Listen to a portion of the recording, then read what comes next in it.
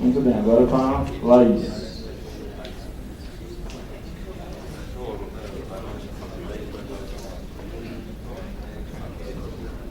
Muitas coisas.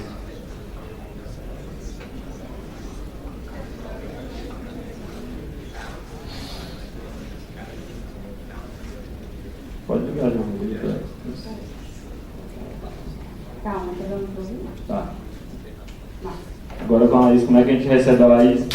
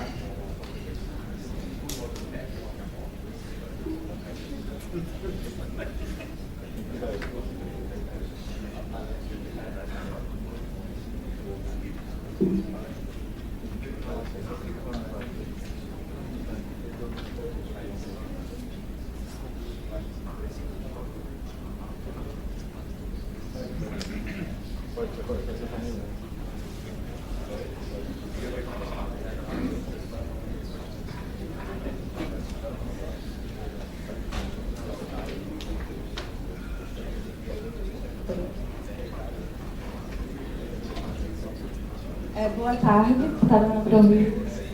Legal. Meu nome é Laís Varejão. Antes de começar, eu queria agradecer à organização, porque o evento foi incrível e é uma responsabilidade muito grande encerrar esse evento. E como o pessoal falou, eu vim lá de Recife. Hoje eu vou apresentar uma talk chamada Superando Crises, um guia para desenvolvedores. Mas antes de começar... Opa! Eu passo aqui.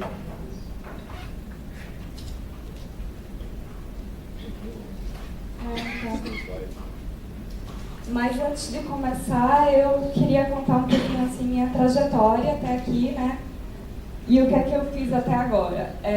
Eu pareço novinha, mas eu me formei em 2012, então façam a conta. Assim que eu me formei, eu passei 2 anos trabalhando com Java, então eu não estava muito feliz. E aí eu decidi mudar, fazer algo diferente na minha vida, e aí eu fui para o Recurse Center. E aí eu sempre compartilho isso quando eu apresento em algum lugar, porque eu acho que foi uma experiência muito boa e que vale a pena compartilhar. O Recurse Center, ele é um retiro para programadores em Nova York.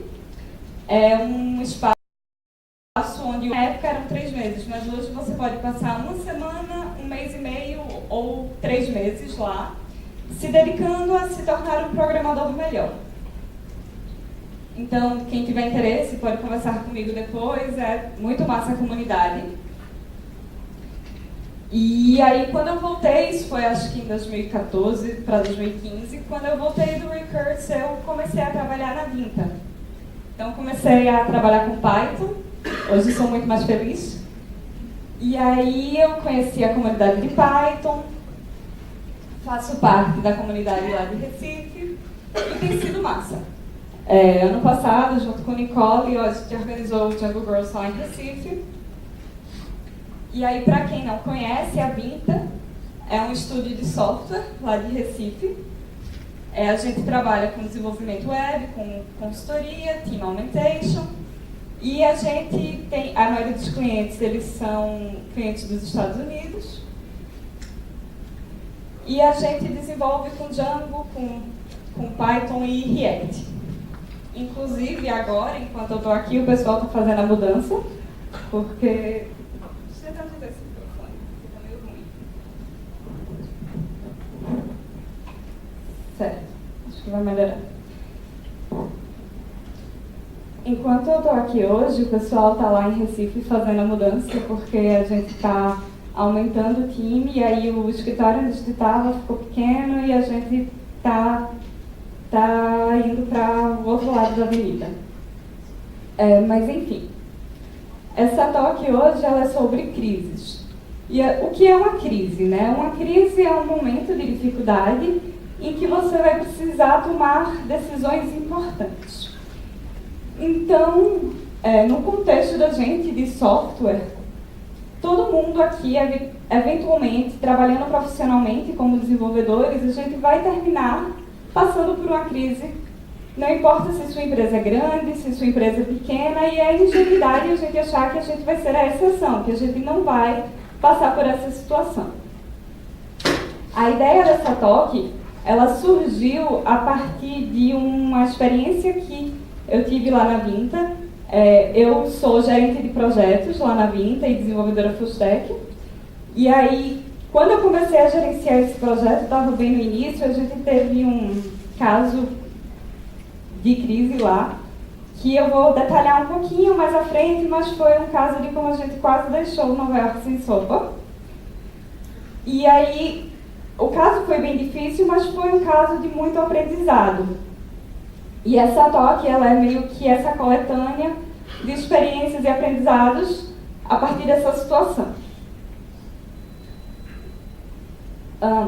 Então, a gente costuma achar que uma crise ela vai ser gerada por um bug muito sério no sistema, por um sistema que está muito mal testado, por um sistema que está muito quebrado. E isso não é verdade. Muitas crises elas são causadas por bugs muito sutis, por uma linha de código que passou despercebida por muitos desenvolvedores, como foi o caso, por exemplo, do Heartbleed. Não sei se o pessoal aqui lembra, mas em 2014, esse bug, o Heartbleed, ele foi revelado. E quando ele foi revelado, ele já existia há 2 anos. O bug, ele era na implementação do TLS da libopenSSL. A lib, ela implementava protocolos de segurança que deveriam proteger a internet. E aí, para contar um pouco do bug, em 2014, o pessoal descobriu que o seguinte cenário estava acontecendo. Vou explicar mais ou menos como funcionava, porque era interessante. Se você tivesse, por exemplo, olhando o seu e-mail e você tivesse há um tempo sem fazer download e upload, por exemplo, o que acontecia? O seu cliente, o browser, ele iria mandar um heartbeat para o servidor que era para manter a conexão ativa. Isso seria uma mensagem que ele esperava que o servidor retornasse para ele. Então essa mensagem podia ter entre 40 e 64 KB. E o heartbeat era isso, era o sinal que ele iria mandar dizendo, olha, vou lhe mandar uma mensagem de 40 KB, retorne essa mensagem para mim. O servidor, ao receber isso, ele alocava no seu buffer de memória esse espaço que o cliente estava solicitando, mas em nenhum momento ele checava se a mensagem enviada tinha de fato aquele tamanho. Então, quando ele retornava para o cliente, ele retornava a mensagem que o cliente tinha passado, mais o que quer que estivesse naquele buffer de memória alocado. Então, o cliente podia passar, por exemplo, 5 KB de memória, dizer que estava passando 60 e ia receber todo aquele dado do servidor extra. Então, por isso o Heartbleed, porque era um leak de memória. Isso foi muito sério na internet quando isso aconteceu. Muitas empresas foram afetadas e a gente tinha uma falsa sensação de segurança que a gente, na verdade, descobriu que não existia por causa de uma linha de código, né? Era aquela checagem que não estava sendo feita. E o interessante é que, assim, a OpenSSL, ela era uma lib open source, então vários desenvolvedores trabalhavam com ela, viram aquilo ali e ninguém percebeu aquele detalhe lá de implementação que causou toda a situação. Uma outra situação que também ficou famosa foi esse caso aqui, do LeftPad. Não sei se alguém foi afetado aqui, mas o caso do LeftPad, o LeftPad era um pacote JavaScript que o que ele fazia era muito simples, era uma função que inseria espaços ou zeros na frente de um string. E aí o desenvolvedor que tinha feito esse pacote, isso é importante saber, ele era usado por Babel, por React, por vários projetos grandes, por Node.js. E esse desenvolvedor ele teve um desentendimento com o NPM e ele tirou esse pacote do ar. Quando ele fez isso, a build de muita gente começou a falhar. E aí o NPM, naquele momento, ele precisou tomar uma decisão que foi meio controversa. porque eles botaram a lib de volta no ar, contrariando a vontade do desenvolvedor, né? E aí isso trouxe à luz duas questões, assim. A primeira, que era muito fácil você deletar uma dependência que muita gente estava usando, mais de 2 milhões de pessoas estavam usando o LeftPad. E a segunda questão era, será que nós estamos usando pacotes para coisas muito simples? Para que eu preciso de uma lib para isso, né? E aí, voltando, assim, no caso do Heartbleed, Nicholas Wiebe, que é um pesquisador de segurança, ele disse que a lição mais perturbadora do Heartbleed é como é difícil descobrir vulnerabilidades e como elas podem ser destrutivas uma vez reveladas, porque esses bugs eles são muito sutis. E o último caso que eu queria assim, compartilhar aqui hoje, que também ficou bem famoso, foi o caso do GitLab. O caso do GitLab aconteceu em janeiro de 2017. E o que aconteceu? O GitLab, para quem não conhece, ele é um GitHub. E aí o GitLab estava sendo spamado, estava sofrendo um ataque de spammers, e um desenvolvedor do GitLab, para resolver a solução, ele foi deletar backups, mas na realidade ele deletou a base de produção. E aí, quando ele percebeu, dos 300 gigas originais, só restavam 4. E aí, quando ele começou a tentar restaurar esses dados, os backups falharam.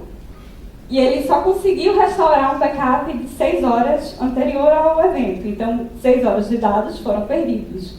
Issues, communities, usuários, enfim. Imagine, né?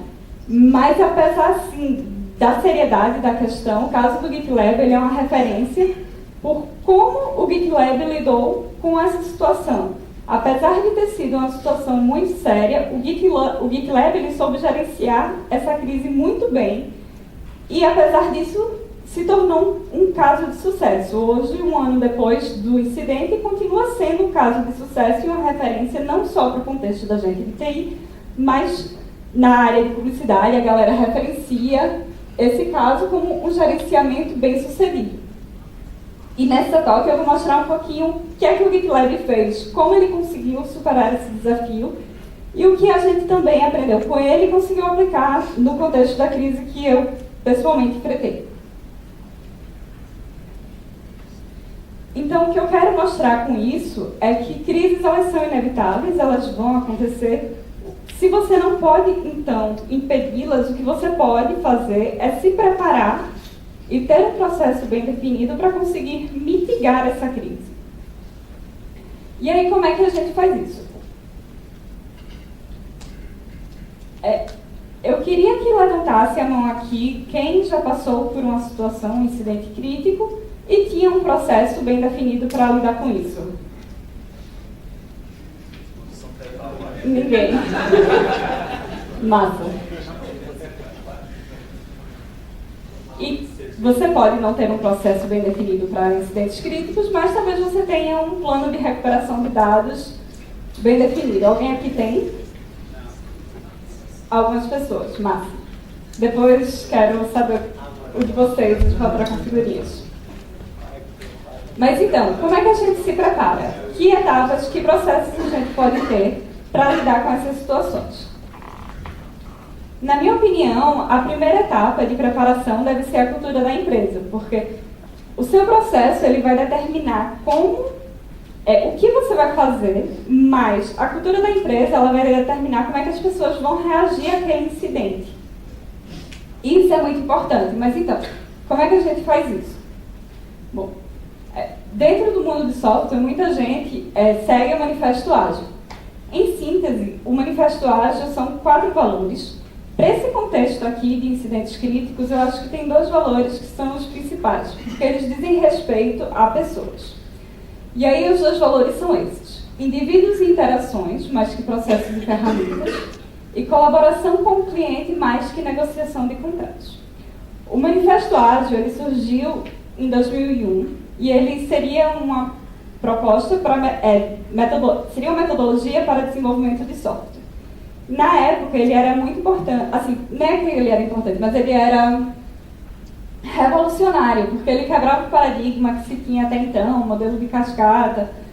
E, enfim, mas isso já faz 17 anos. E muita gente, dentro da comunidade ágil, acredita que o manifesto está desatualizado. E já estão propondo uma evolução disso. E essa evolução seria o Modern Agile. Em 2016, numa conferência chamada Agile, Joshua Kirievsky, ele propôs esse Modern Agile, que seriam 4 valores, assim como tinha no manifesto, mas esses valores não necessariamente diziam respeito ao processo de desenvolvimento de software. Eles poderiam se aplicar a qualquer contexto. E aí seria, na verdade, um mapeamento daqueles valores originais, só que ele trouxe a evolução desses valores.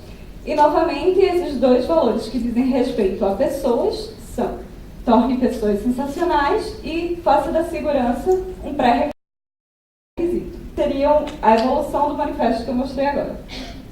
E o que é que isso significa? O torne as pessoas sensacionais significa que você vai se preocupar com todas as pessoas que fazem parte do ecossistema do seu projeto. Então, não apenas ter a preocupação com o usuário final, mas também com o seu time e com o seu cliente. E para saber se você torna as pessoas sensacionais, é importante ter uma visão clara do que isso significa. Em 2008, o Google ele fez uma pesquisa interna que se chamou Project Oxygen. E aí, nessa pesquisa, eles estavam tentando descobrir o que é que tornava os gerentes ótimos, o que fazia bons gerentes. E aí, eles começaram a pesquisa tentando refutar isso. Eles estavam tentando provar que gerentes não importavam, porque essa era a crença de alguns líderes e engenheiros do Google. Na pesquisa, eles descobriram que gerentes importam sim. E eles listaram 10 características que bons gerentes tinham. E os times desses gerentes eram times de alta performance no Google. Então, o gerente estava afetando a performance da equipe. E o fator número 1 que eles descobriram, o que tornava um gerente ótimo, eram gerentes que eram bons coaches. Então, são gerentes que empoderam o seu time e preparam o seu time para lidar com diferentes situações, se preocupando também com a capacitação e o desenvolvimento dos membros da equipe. Isso foi em 2008, mas aí eles realizaram novamente, saiu o resultado agora em 2018, a mesma pesquisa, e eles descobriram que isso continua sendo verdade, esse principal valor continua sendo o número 1. Para fazer da segurança um pré-requisito, não tem como você tornar pessoas sensacionais sem que você garanta que essas pessoas estão seguras. E a escolha do termo pré-requisito aqui é intencional, porque prioridades elas podem mudar, mas o pré-requisito não. E a segurança deve ser isso mesmo. A segurança ela é importante tanto no aspecto técnico como no aspecto psicológico.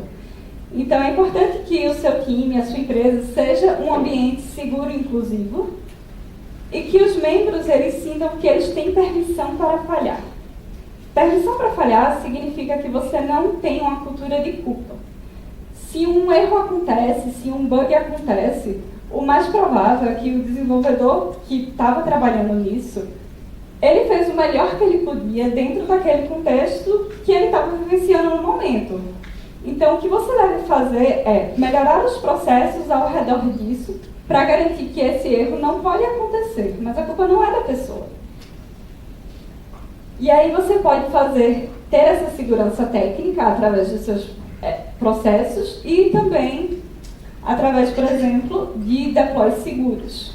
Deploys seguros são deploys onde você garante que você está rodando linters para checar o seu código. Você está garantindo, por exemplo, que se você tem um branch master lá que faz deploy continuamente, então esse branch ele precisa estar travado, protegido, e precisa de, no mínimo, um revisor para que qualquer coisa seja mergeada nesse branch. Você também consegue deploys seguros com deploys pequenos e progressivos.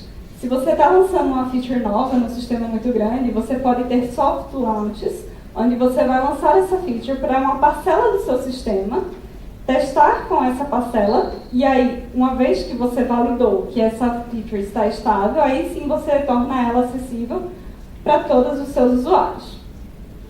E isso é uma forma de você garantir essa segurança para o desenvolvedor, porque ele sabe que se houver um problema, vai estar afetando uma parcela menor do que o sistema inteiro.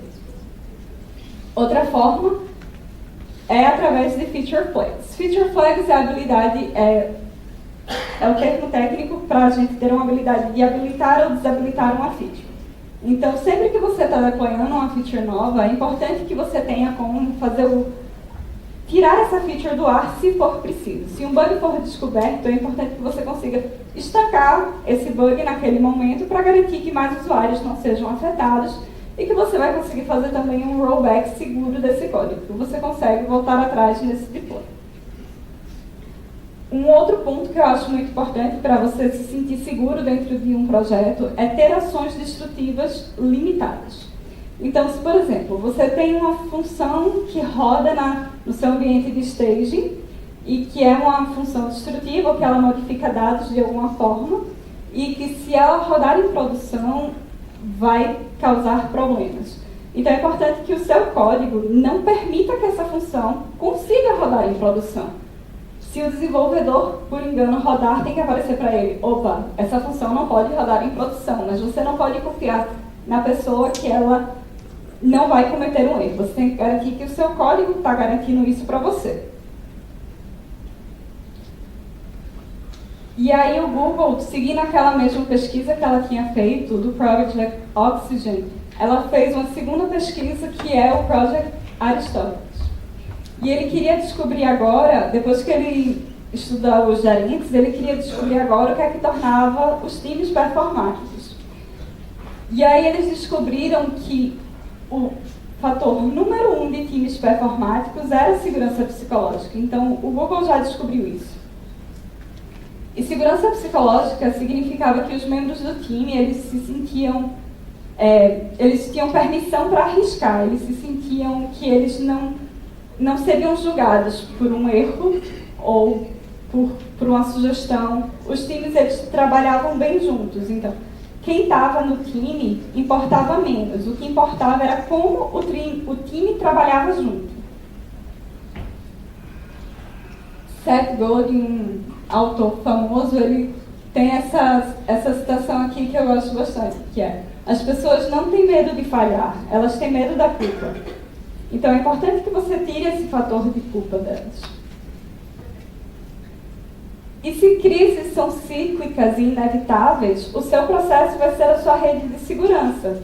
Você vai trabalhar ao redor do problema para garantir que ele não aconteça e que se acontecer, as pessoas vão saber como reagir, que etapas elas podem seguir para resolver aquilo.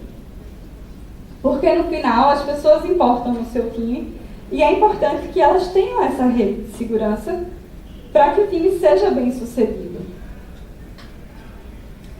E aí vamos para a etapa de processo. Seu time já tem a base, já tem os valores bem estabelecidos. Como é então que você supera uma situação dessas? A primeira parte do processo deve ser gerenciar as expectativas do cliente.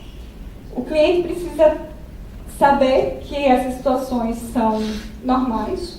Muitas vezes o cliente ele não é técnico, então ele pode não ter essa compreensão e pode ficar ansioso e nervoso com a situação. Então, no começo do projeto, no processo de onboarding, isso é algo que você deve passar para ele. Olha, podem acontecer situações, mas nós temos esse processo aqui para seguir. Se houver dados comprometidos, nós temos backups realizados com essa periodicidade, que a gente pode restaurar. E se você tem algo no seu sistema que é crítico e que não pode falhar de jeito nenhum, se você tem uma task que roda e gera um reporte para você e que se isso falhar para o cliente é muito sério, você precisa ter um plano B, você precisa ter uma segunda alternativa, que se sua primeira falhar, então você vai conseguir entregar aquilo para o cliente de outra forma. E aí é importante que você identifique que um incidente crítico está acontecendo. Alguns incidentes eles são óbvios, se o seu sistema estiver fora do ar por muitas horas, ou se ele estiver sendo atacado, ou se uma teste crítica falha, mas a maioria dos incidentes eles são causados por bugs muito sutis, como eu falei no começo. Então, quando um bug é reportado, você vai precisar identificar se aquele é um bug crítico ou não. E aí, nessa etapa, você, de certa forma, já está começando o seu processo. E é importante que, se você tem um time de 5 pessoas, por exemplo, você evite disrupções. Não precisa que todo mundo pare no time porque um bug potencialmente sério foi reportado. Aloca no máximo 2 desenvolvedores que vão descobrir exatamente o que aconteceu e qual é o potencial daquilo, o impacto daquilo. E aí, depois que isso for descoberto, você pode construir o seu plano de recuperação e alocar mais membros do time se for necessário. E nesse processo de identificação do bug e investigação de que dados foram afetados, eu costumo dizer que tem 3 níveis de impactos de bug, que são o de impacto mínimo, o de esforço urgente e o de impacto nuclear. O impacto mínimo é um bug mais simples, que normalmente um rollback vai solucionar, ou desabilitar a feature flag vai solucionar. Então, esse massa não está na crise ainda. O segundo é o bug de esforço urgente. Esse bug ele pode estar acontecendo e você pode precisar corrigir ele o quanto antes. Nessas situações, geralmente um hotfix resolve, mas você não está tendo um impacto num sistema muito grande, então ainda não está numa crise. Mas o último nível, que é o impacto nuclear, geralmente é quando um bug está afetando a camada de dados, quando dados são modificados ou perdidos. E é geralmente nessa camada que rolam esses incidentes críticos. Foi o caso do GitLab e foi também o caso da Vinta. E aí, quando você está investigando um incidente, é importante que você saiba qual é o impacto disso. Esse bug está afetando 50% dos seus usuários. Qual é o contexto em que isso está acontecendo? Se isso continuar, se esse bug, o código que gerou o bug continuar habilitado, ele vai continuar destruindo mais dados. É importante que você faça essa avaliação da situação antes de tentar resolvê-la. E às vezes você sabe o que está acontecendo, mas você não sabe o porquê. Você sabe, por exemplo, que dados foram perdidos ou modificados, mas você ainda não encontrou o bug. E é importante que você só comece a se planejar quando você souber de fato qual é o bug. E nessa etapa de avaliação, é importante que você comece a documentar o que foi que aconteceu, quem são os afetados. Você sabe, 300 usuários foram afetados. Abre um documento, lista esses usuários, escreve o que é que você descobriu até agora e compartilha com o restante do time. E aí você já vai ter uma avaliação do impacto do problema, ainda que você não saiba exatamente qual é o problema. Judy Smith, quem conhece Scandal, a série, ela é a verdadeira Olivia Pope, o personagem foi inspirado nela, que é uma gestora de crises famosa dos Estados Unidos. Ela diz justamente isso, que a primeira coisa é uma avaliação 360 da situação. Você precisa saber os fatos, os jogadores e entender o contexto. E aí, não se desespere, respire fundo e comunique ao cliente. É importante ser transparente e não tentar esconder do cliente. Assim que você souber que tem algo de impacto na sua base de dados, é importante que você assuma a responsabilidade com o time, lembre-se de não ter essa cultura de culpa e dê updates em tempo real do progresso. E é importante também que você controle a ansiedade, a sua ansiedade e a do cliente.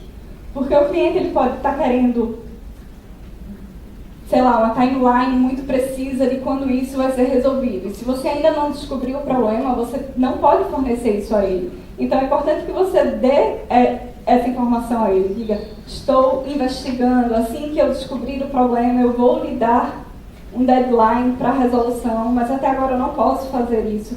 E é importante que o time tenha um centro de contato com o cliente. Uma pessoa seja o ponto de comunicação. No caso do GitLab, foi isso que eles fizeram.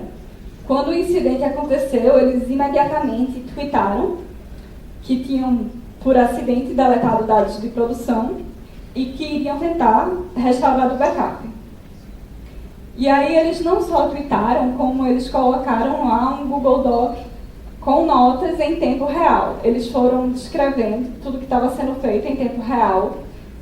Assim que eles colocaram esse documento no ar, inclusive, tinha o nome do desenvolvedor que deletou sem querer, mas isso tinha sido o próprio desenvolvedor que tinha inserido o nome dele ali. O GitLab depois se retratou, pediu desculpa, disse que não fazia parte da cultura deles. Eles criaram no Twitter uma hashtag HugOps, onde eles pediram o apoio da comunidade. Eles estavam enfrentando algumas dificuldades na restauração dos backups e a comunidade pôde opinar nisso e ajudar a galera de lá. Então foi uma coisa meio que construtivista junto com a comunidade. E, além de tudo isso, eles ainda fizeram uma live no YouTube, que durou 18 horas, porque foi o tempo que durou para resolver o problema, onde eles estavam discutindo o processo de solução lá. Então eles forneceram vários pontos de comunicação para os usuários. E nessa etapa é importante que você não proponha para o cliente nenhuma solução antes de você saber de fato o problema. Porque essa solução ela pode mudar. Você pode saber quem são os afetados, mas não diga nada para o cliente do tipo, devolva, sei lá, dê um refund para esses usuários. Se você não sabe qual é o bug, mais pessoas podem estar sendo afetadas ainda, então você não vai ter uma auditoria confiável do incidente de fato. E aí é importante que você comece a planejar e detalhar a recuperação. Você sabe que está enfrentando um incidente crítico, você vai começar a escrever o que é que você vai fazer para resolver esse incidente. Se você já tiver um plano de recuperação de dados, talvez você precise adaptar ele para o seu contexto. E nessa etapa é importante que você seja minucioso e detalhista mesmo. Que você detalhe queries, tarefas e comandos que você vai precisar rodar durante esse processo de resolução. E é importante também que tudo isso esteja em um único lugar. Você tem que ter uma single source of truth. Então, coloque um único documento que o time todo tem acesso e todas as atualizações devem estar concentradas em um único lugar. E aí é importante que você siga o plano para evitar novos erros. Porque se você está nervoso, você não quer introduzir um erro ainda pior do que o que está acontecendo. E aí, só para dar um exemplo, não escreva, por exemplo, rodar o script de restauração. Escreva isso, mas coloque exatamente qual é o comando que você precisa digitar lá para rodar. Não abre espaço para mais erros. O GitLab, novamente, eles fizeram isso, eles foram detalhando todas as etapas, colocaram a hora de cada etapa. E aí, uma vez que você já tem um plano do que precisa ser feito, você pode definir quantos membros do time precisam trabalhar naquela resolução. E é importante que você atribua responsabilidades claras a cada pessoa. Não fique todo mundo tentando resolver e salvar aquela situação junto. É importante definir quem vai se comunicar com o cliente, quem vai corrigir o código, quem vai trabalhar na restauração. E aí uma dica que eu dou é, se o seu time ele é remoto e não tem como não ser, não tem muito o que você fazer. Mas se o incidente ele acontece fora do horário de trabalho, por exemplo, não tente gerenciar o seu time remotamente.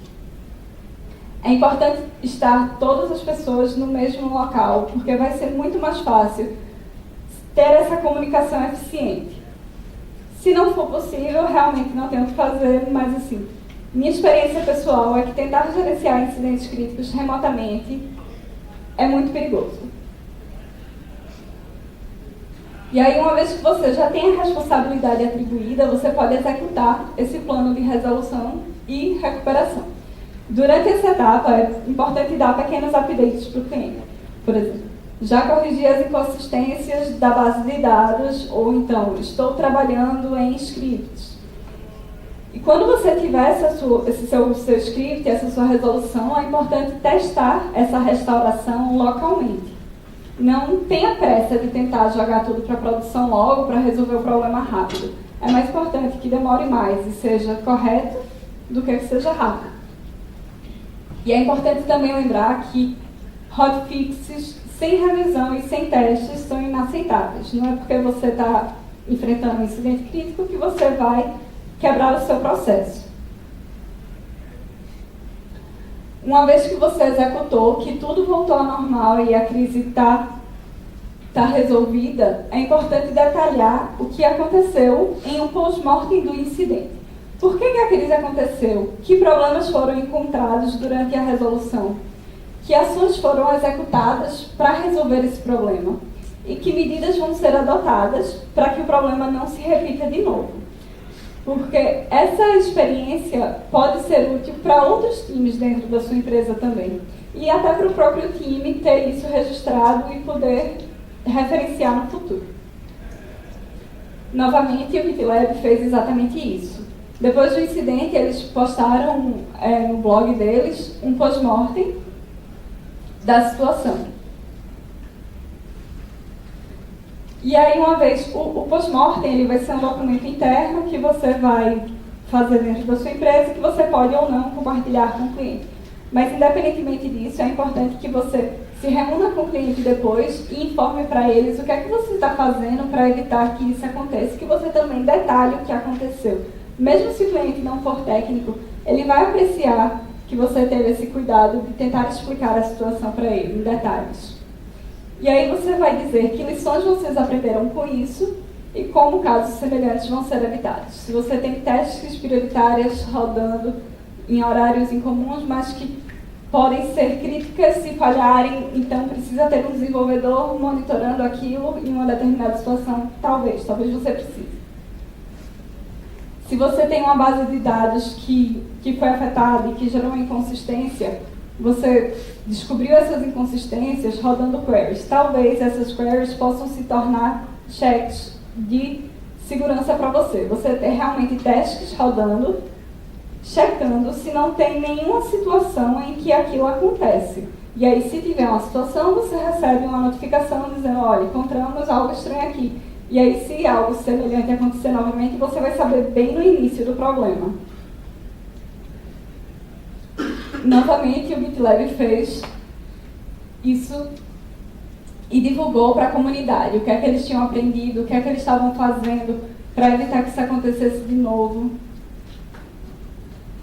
E assim, apesar de terem enfrentado essa situação, eles conseguiram sair disso com muita gente agradecendo eles, parabenizando pela forma como eles lidaram com isso. O que foi bem legal. Mas bem, agora vamos para a minha experiência pessoal, que é o caso de como nós quase deixamos Nova York sem sopa. Antes de contar a história assim, do incidente, é importante eu falar de uma forma meio geral assim, do cliente. Quem é o cliente? O cliente ele era um sistema de assinatura de sopas de Nova York que tinha renovações semanais. Então, toda semana os clientes recebiam um pacote de sopa e eles eram cobrados por isso. E aí, dentro do sistema, tinham algumas ações que o usuário podia fazer. E essas ações vão ser importantes na resolução.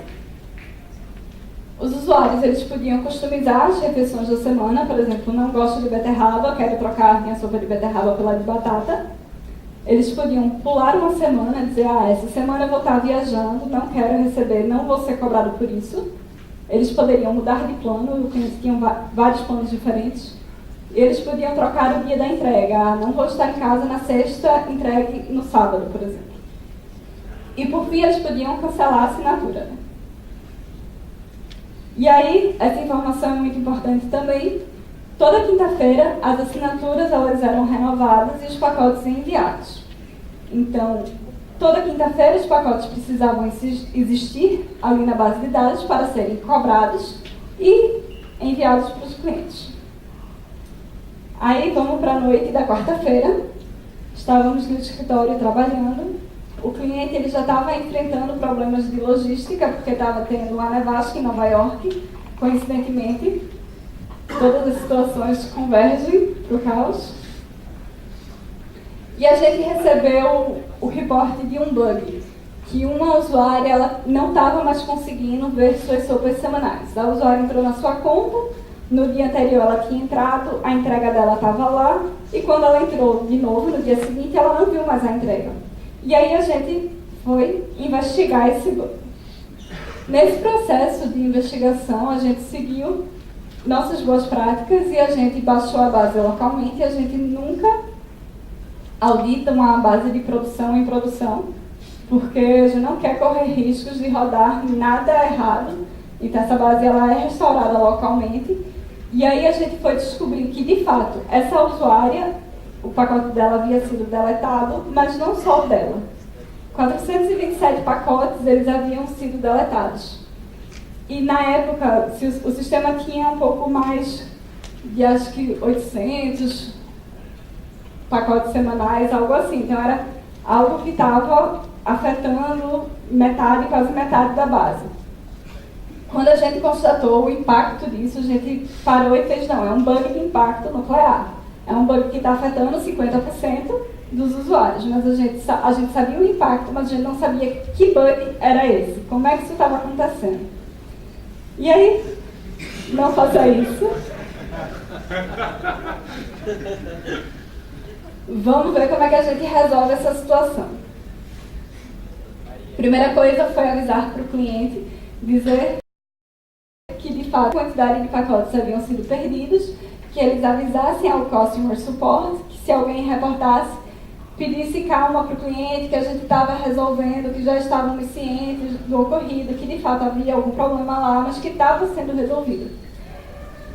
E aí a gente informou quais dados foram perdidos, né, que eram esses pacotes semanais, e que no caso o time inteiro estava trabalhando na resolução. Na época éramos um time de 3, então realmente não tinha como uma pessoa ficar de fora. E foi isso. A gente começou então a detalhar o plano de recuperação de dados.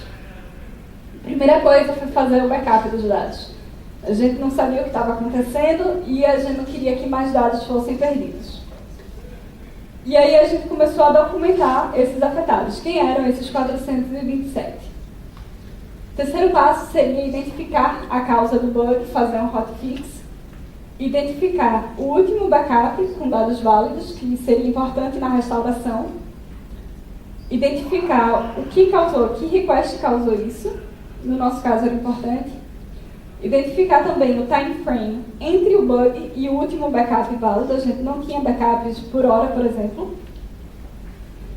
A gente também precisava listar tudo que os clientes haviam feito durante esse período sem o backup, que talvez a gente precisasse restaurar essas ações também. Escrever esses scripts de restauração de dados, testar isso localmente, restaurar esses dados em produção, uma vez que os testes estavam ok, e listar os usuários que realmente não haveria como recuperar. E, por fim, notificar o cliente do ocorrido. Na época, o time era esse aqui, era eu, Flávio Juvenal e Vitor Carriço. Não sei se alguém conhece Flávio, ele é um dos sócios da Vinta e também bem presente na comunidade de Python. E aí eu fiquei alocada com identificar a causa do bug e fazer um hotfix. E aí também escrever os testes, garantir que isso iria ser deployado para produção. E aí vem a minha parte favorita dessa parte, que é o bug. Em determinado momento, quando um usuário ele trocava a data de entrega, a gente deletava os pacotes da data antiga e criava novos pacotes. Em determinado momento, nesse momento que a gente ia deletar os pacotes, não estava sendo passado o usuário que deveria ter esses pacotes deletados. Então, um usuário mudou de dia e todos os pacotes foram deletados. Todos os que estavam dentro desse filtro. Não foi fácil de descobrir isso olhando o código, porque o código era bem grande, enfim. E era literalmente uma linha de código que causou todo o problema. Isso foi no início do projeto, então não estava no ar há tanto tempo assim, o que também justificava não ter acontecido logo nas primeiras semanas, por exemplo. Mas era, no final, uma situação bem simples, que passou despercebido num code review, como pode acontecer e como acontece em libs open sources que tem não sei quantos desenvolvedores contribuindo. E aí, uma vez que eu sabia qual era o bug, eu precisava identificar o último backup onde esses dados ainda existiam. Por sorte, se eu não me engano, o último backup era de 5 horas atrás. E aí eu precisei detalhar todas as queries que eu estava pesquisando esses dados, baixar o backup localmente, restaurar esse backup localmente para garantir que naquele backup eu teria aqueles dados ainda existentes. E eu consegui encontrar esse backup que era de 5 horas atrás.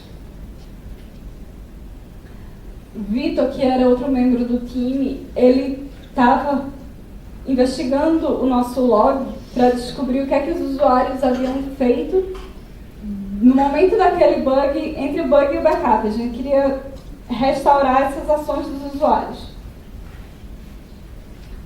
E aí ele conseguiu identificar o request destrutivo, o usuário que trocou a data e deletou todo mundo. Identificou o time frame, que era essas 5 horas, e ele conseguiu listar, ele conseguiu filtrar o log e listar todas as alterações que os usuários fizeram depois que os pacotes haviam sido deletados.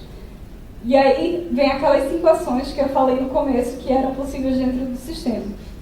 Das 5 ações, 2 depois que foram deletadas, não teria como acontecer de novo, que era customizar as refeições. Não tinha como o usuário customizar o que estava deletado e nem pular o que estava deletado. Então, a gente eliminou 2 ações e ele precisou listar quem mudou de plano, quem trocou o dia da entrega, porque quem mudou de plano, ele devia receber um pacote diferente no dia seguinte. Ele não podia receber aquele pacote que estava no backup. A gente precisava criar um novo.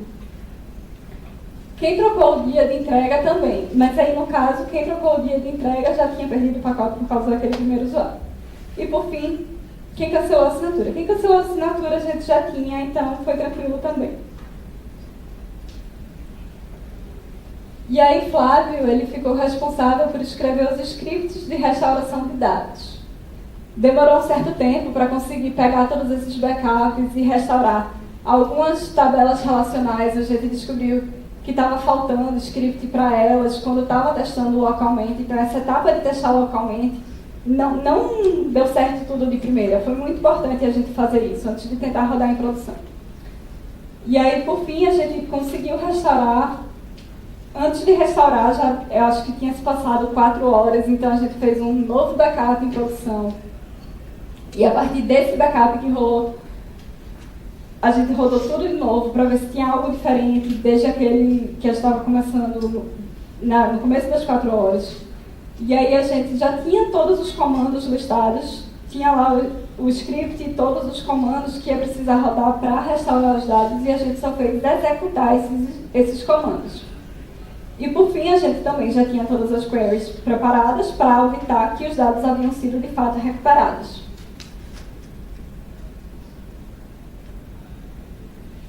E aí, por fim, nós tivemos que listar usuários que tiveram os dados perdidos e notificamos o cliente. E aí, dos 427 pacotes que seriam perdidos, só 18 tiveram as customizações perdidas. Então, a gente conseguiu restaurar praticamente tudo. Esses 18, a gente mandou a lista deles para o cliente e pediu, olha, entre em contato com essas pessoas, checa se elas trocaram alguma sopa, porque a partir dos nossos dados a gente não consegue determinar isso. Então, apesar da situação bem séria, o caso foi bem sucedido, porque a gente conseguiu terminar tudo isso na quarta-feira à noite, precisou ficar até de madrugada no escritório, mas resolveu. E quinta de manhã, quando rodou lá a teste de cobrança, todo mundo foi cobrado, o cliente não perdeu dinheiro por causa disso.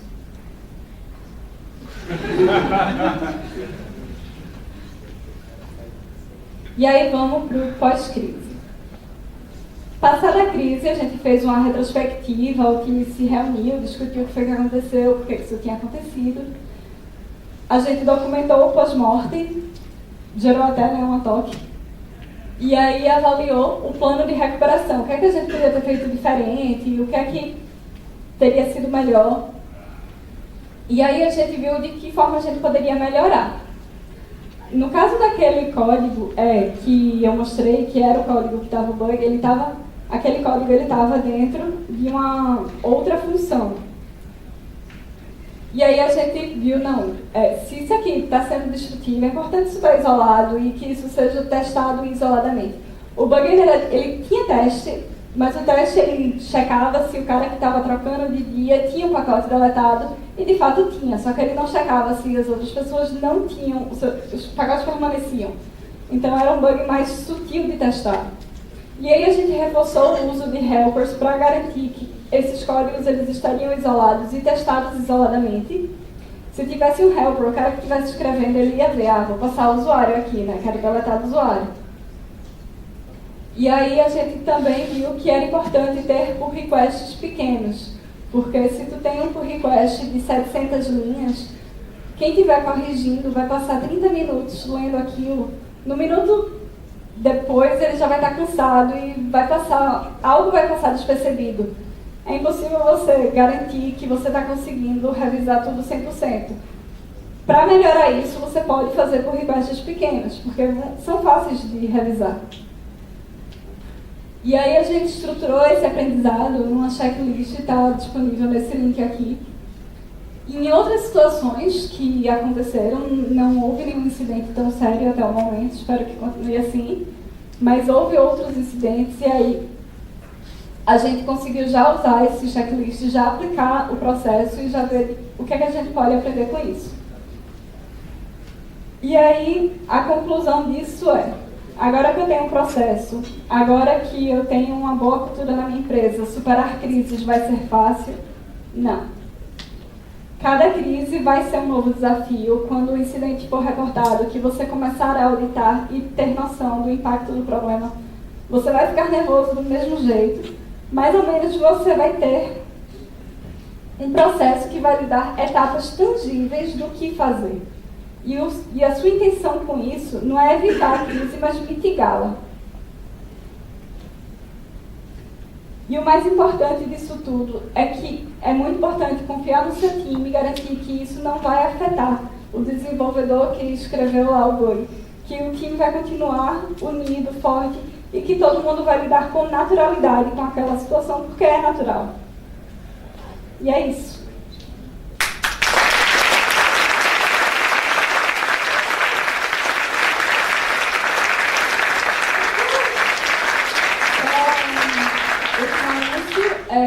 A Vinta está contratando, quem tiver interesse pode entrar nesse link aqui. Somos esses, aqui não está todo mundo ainda, somos hoje 15 pessoas, 14 desenvolvedores, uma designer.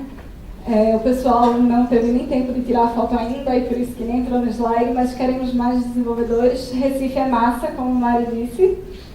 E é isso, obrigada, minha gente.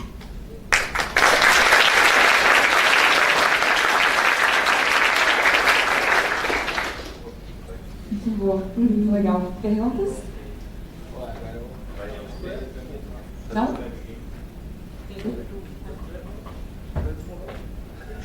Oi.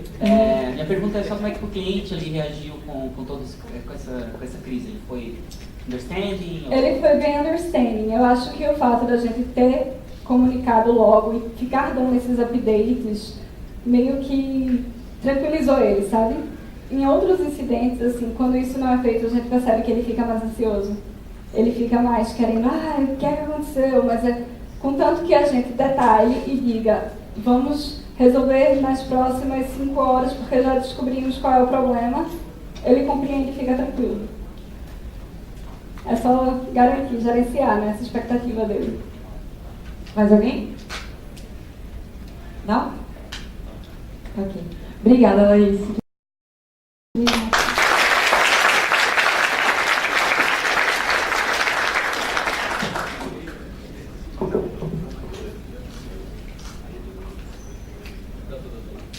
Não vou embora, tá? Vai ter uma finalização.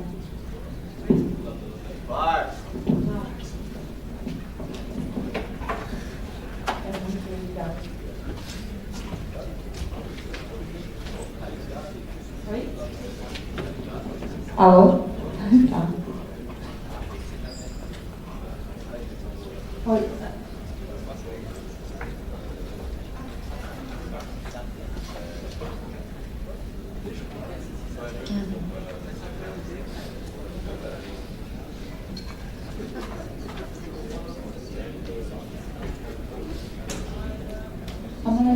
aí. Oi. Não, tá aí.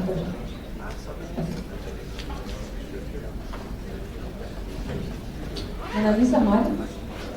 Fique por aqui, por favor. Pede para mim.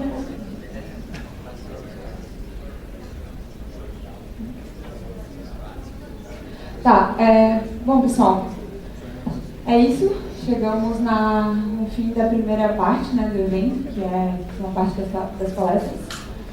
A gente tem, acho que, bastante conquistas, mas antes de eu começar a finalização, eu queria chamar a Mona Lisa para divulgar o TDC que ela está organizando e o Mário para falar dos eventos de Python que vão rolar por aí também. Então, se vocês gostaram, tem bastante coisa para acontecer. Sim?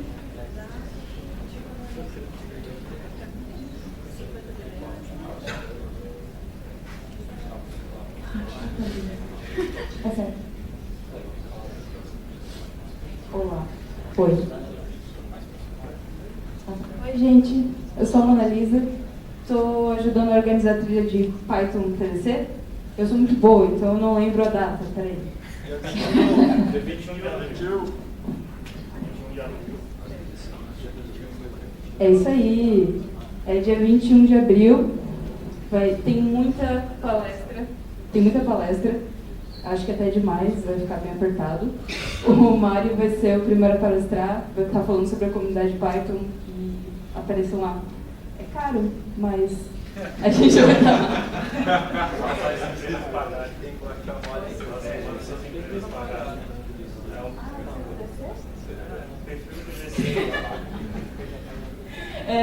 Façam as suas empresas apoiarem o TDC, mas apoiem mais o Django Girls e a Python Floripa, né? Ah, boa ideia. Façam a empresa de vocês pagarem o ingresso de vocês, dizendo que vocês vão adquirir conhecimento. E aí peguem vários brindezinhos. Vale a pena, no final. E precisamos de mais mulheres nesse evento, então, meninas, vamos lá, né?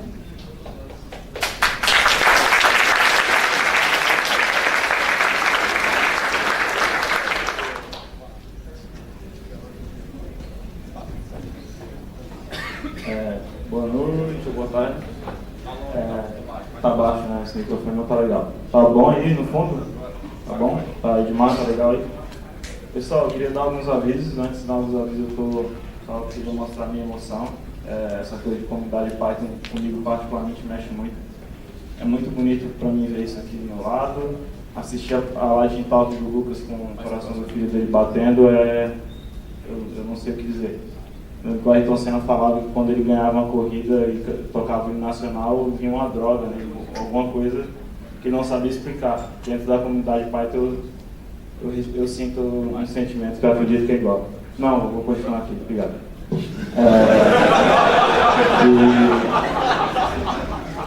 Desculpa, Marco. Te amo. Não está ouvindo aí atrás? Não está ouvindo? Está ouvindo? Tá, obrigado.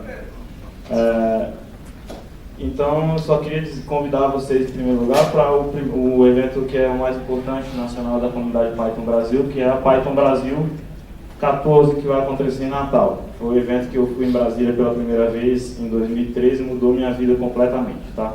Então, é um pouco disso aqui, um pouco mais potencializado com mais gente, mais pessoas, tanto do Brasil quanto de fora.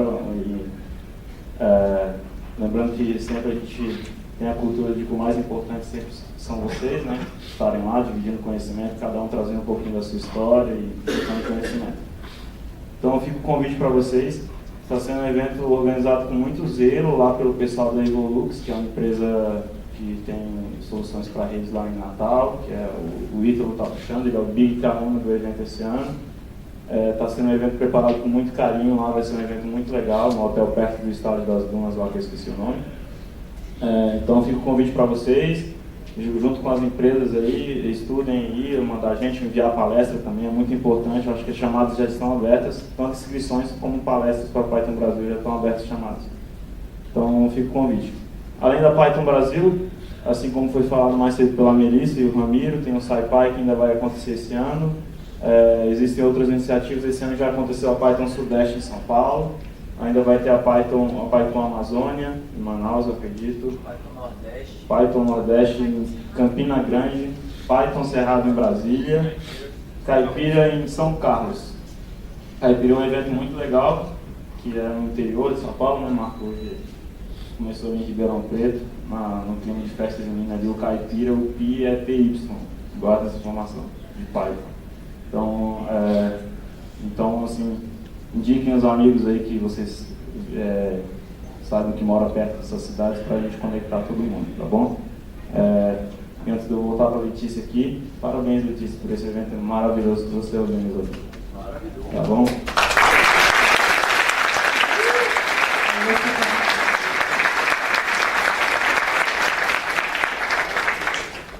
Poxa, eu tava pensando, vai ser bom porque eu tô nervosa, eu não vou ficar emocionada. Bom, agora é hora de agradecer.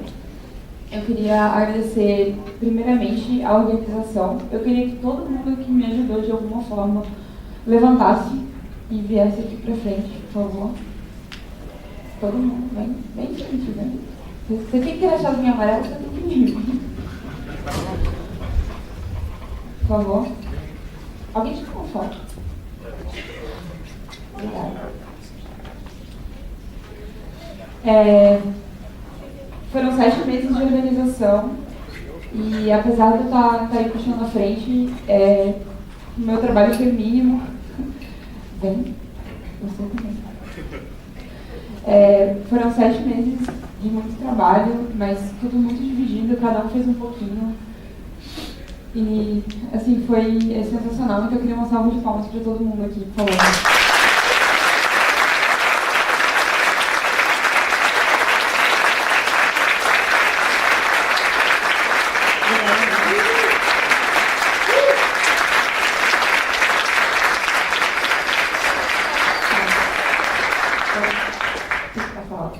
Obrigada, pessoal. Tem mais recados. Um agradecimento muito especial também para os nossos patrocinadores. Eu vou falar de novo o nome deles, porque são essas empresas que fizeram esse evento acontecer, que tornaram possível a gente trazer as nossas intérpretes, que tornaram possível a gente fazer o evento inclusivo, num espaço legal, comida legal, com opções veganas, com tudo que a gente tem para aproveitar. Para fazer esse evento ser o melhor possível para todos os grupos. Então, obrigado pela E3S, Load Smart e a Python Software Foundation, que patrocinaram com a cota ouro, a Lab Codes e a Vinta com a cota prata, a Nova Fibra e a Geek Hunter com a cota bronze, e os nossos apoiadores Softplan, a Associação Python Brasil, a Bine e o Sezuski. Eu queria fazer um agradecimento especial ao Sezuski, que é uma universidade que sempre, o que a Python Floripa precisa, eles estão sempre disponíveis, apoiando a gente, cedendo lugar, e são super solícitos. Eu queria muito agradecer esses patrocinadores. Uma salva de palmas, por favor.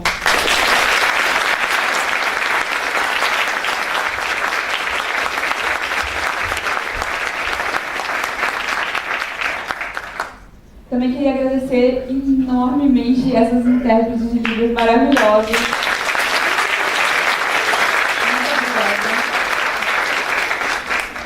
Muito obrigada mesmo. Vocês foram sensacionais. E, sério, eu tô emocionada. Muito bonito isso. E vocês fizeram tudo com muito amor, muita felicidade. Eu estou muito feliz de ter vocês aqui. Obrigada. Também queria agradecer o fotógrafo, o Paulinho, que não está aqui agora, mas ele foi uma aquisição muito boa que a gente conseguiu ter. Todo mundo na Python Brasil de 2016 trocou as fotos de perfil quando saíram as fotos do evento, então a gente chamou ele de novo, então talvez eles tenham uma foto de perfil não. Então, um agradecimento ao Paulinho. Foram 13 palestras no total, 8 palestras da comunidade, mais 5 keynotes. Então, foi bastante coisa, bastante gente falando, muito massa. A gente teve 30% de participação feminina nas palestras. Infelizmente, esse número era 50%, mas em cima da hora a gente teve 2 cancelamentos de palestras de mulheres, então esse número acabou baixando. Vamos melhorar isso aí para o ano que vem, né? A gente teve 190 participantes passando aqui pelo evento ao longo desses 2 dias. 17% foram mulheres, então foi um número bom, mas dá para melhorar, né? Então, obrigada aí pelas mulheres que estão aí. E, por favor, mulheres, eu queria que vocês viessem aqui na frente para a gente tirar uma foto todo mundo junto depois, tá bom? E, por fim, eu queria agradecer vocês que estão aqui, vocês que fazem esse evento, vocês que vieram de Brasília, Pato Branco, Curitiba, Porto Alegre, Caxias, lá muito longe. Muito obrigada. A gente faz esse evento para vocês. A gente faz esse evento com muito carinho. Todo mundo aqui é voluntário, gastou muitas horas para fazer esse evento ser o melhor possível. Mas a gente tem que agradecer vocês que confiaram na gente e vieram de tão longe para prestigiar o evento, que no fundo é feito para vocês. Vocês acham que acabou? Não acabou? Pode passar? Não acabou. Hoje tem happy hour. A gente mudou o lugar do evento. A gente vai fazer nos Templars, que é um bar nos Templários. É um bar nos ingleses. Então vamos fazer aquele esquema de carona amiga. Se você não conseguir uma carona amiga, por favor, fala com a gente vai tentar agilizar, colocar vocês no carro. Se você tiver lugar no carro, por favor, convide alguém. A gente também tem tutoriais acontecendo amanhã ao longo do dia. Então a gente vai ter Python para iniciantes com o Mário Sérgio, que ainda tem vaga. Scrap para iniciantes, do nada tudo se constrói, testes e web. Automação de testes com o Robot Framework. Tutorial da cultura e diversidade surda, que a Amanda, que é a nossa parleira surda e representando a comunidade, vai dar para a gente entender um pouco da dificuldade. Eu gostaria muito de fazer um convite especial para todo mundo participar. Ainda tem vagas abertas. Algo sobre chatbots, música e machine learning. E por fim a gente vai ter os open spaces. Então se você tem um projeto legal, se você quer algo legal e não tem ninguém para sentar do seu lado, convida alguém, vai saber o que está acontecendo, chama as pessoas para participarem e ajudarem no seu projeto. Tem um monte de coisa legal rolando na comunidade. Então também tem esse espaço aí se você não quiser fazer nenhum tutorial, mas quiser continuar no evento. É isso. E agora, Python 2019 vai rolar em... Faltou o timing. Em Curitiba, por favor, uma salva de palmas para o Italinho, nosso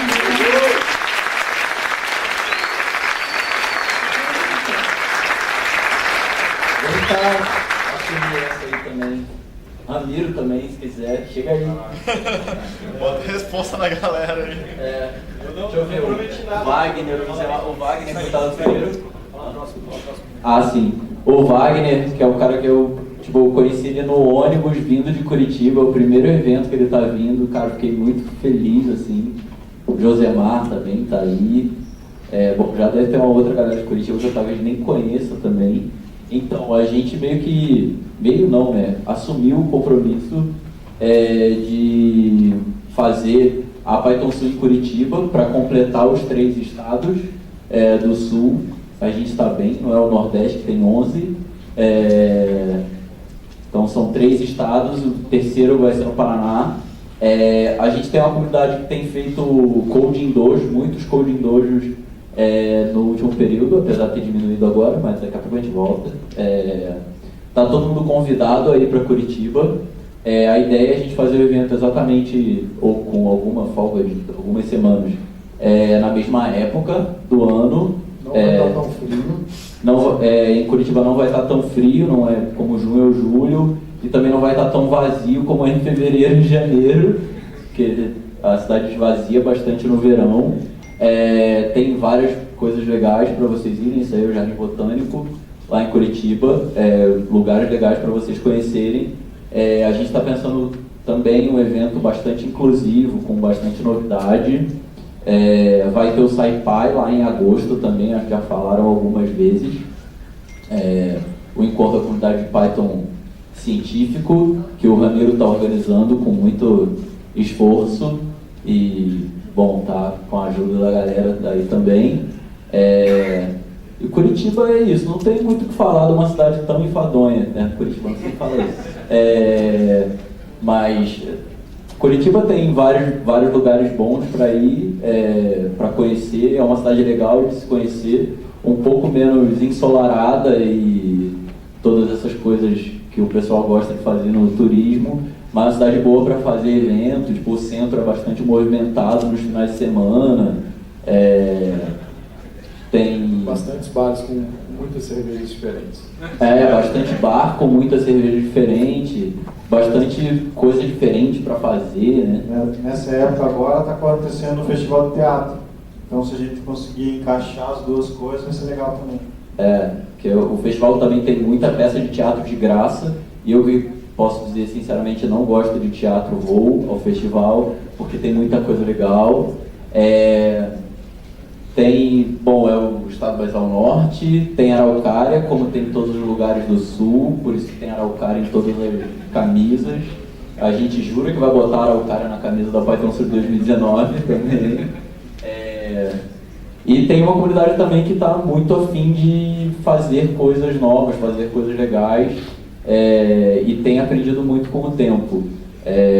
Eu estou lá em Curitiba faz um ano, ajudando a comunidade de alguma forma, com o que eu posso, e tem muito mais gente para contribuir, e seria muito legal a gente ter gente também do Rio Grande do Sul, de Santa Catarina e de outros estados, porque também tem um pessoal que adora ir em todos os eventos, eu também gosto, para participar da Python Sul em Curitiba nessa mesma época do ano, talvez, é o mais provável, não sei. E também conhecer a comunidade de lá, conhecer a cidade, e conhecer as pessoas super gente fina que estão lá. Curitibano não é assim, enfadão. Um detalhe de um movimento acontecendo legal lá em Curitiba é que tem algumas pessoas de outras comunidades de desenvolvimento de software que estão se juntando para fazer meetups juntos. Então, por exemplo, no próximo fim de semana, esse sábado agora, vai rolar um evento chamado CapConf, Cap de capivara, porque Curitiba é conhecida pelas capivaras. E daí, inclusive, para quem curte a página da Prefeitura de Curitiba no Facebook, já deve ter visto os capivaras lá e tal. Então, vai rolar esse evento, e esse evento vai ter palestras de um monte de tecnologia diferente. É um evento de desenvolvimento, meio que unindo várias comunidades de desenvolvimento de software em Curitiba.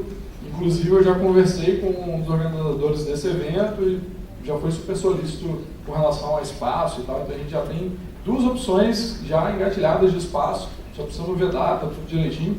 E um outro detalhe é que em Curitiba tem uma comunidade forte de Debian. Alguém usa Debian aqui? Ah, legal, eu uso também. Para quem não conhece, Debian é uma distribuição GNU Linux, e há muito tempo a galera já vem organizando um evento chamado Mini DebConf, que é um mini evento de Debian, uma mini conferência de Debian, uma conferência local. E a Curitiba foi selecionada para no ano que vem abrigar a conferência global de Debian. Então quem tiver interesse também, eu não sei ainda quando vai ser no ano que vem, a Mini DebConf, por coincidência, vai ser nessa semana também, junto com a CapConf lá em Curitiba, e no ano que vem vai ter a DebConf também.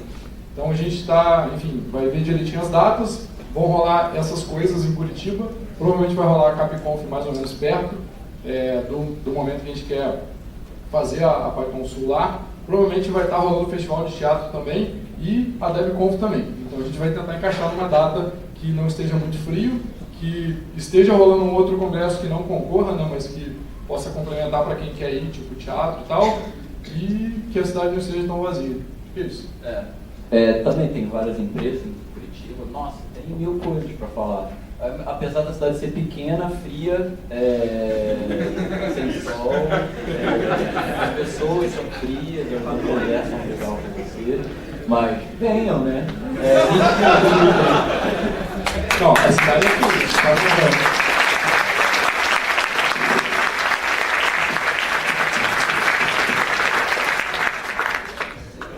Bom, é isso, pessoal. Só para um recadinho, nesse barzinho que a gente vai ter um couvert de R$5, porque vai ter música ao vivo, então só para vocês ficarem sabendo. Encontro vocês no bar e vejo todos vocês amanhã no Sezuski. Obrigada.